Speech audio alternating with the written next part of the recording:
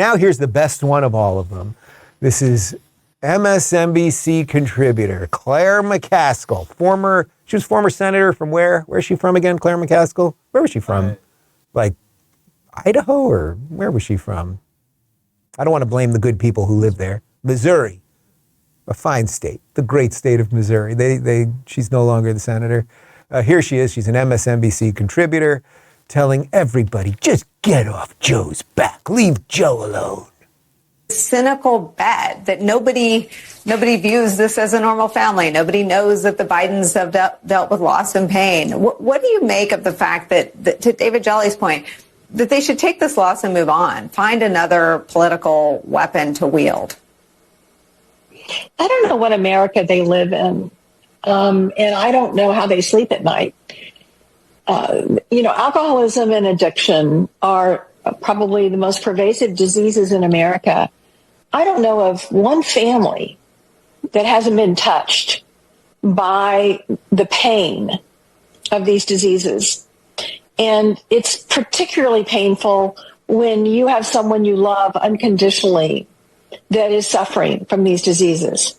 And by the way, everybody needs to back off Joe Biden about this. He loves his son. Back off. It is okay for him to love his son. And there's nothing wrong with it. They have no evidence of any kind of wrongdoing by Joe Biden. And it infuriates me that they're using this heartbreak against Joe Biden in this way. It's just not right. She is a perfect leftist. She's a perfect leftist. Nothing she said there has anything to do with the law. Everything she said there had to do with pulling heartstrings, but really pulling them sort of in the wrong direction, right? Like, no one's saying that Joe Biden can't love his son. No one's saying don't have sympathy for people that are hooked on alcohol and drugs, right? We all know somebody that's been affected by alcohol and drugs. We've all had our own struggles, whatever it might be. Nobody's saying any of that. The issue here, first off, what they got him on was tax evasion. But the issue's all the other stuff that I've now repeated ad nauseum for the 20 minutes or so that we've been doing this.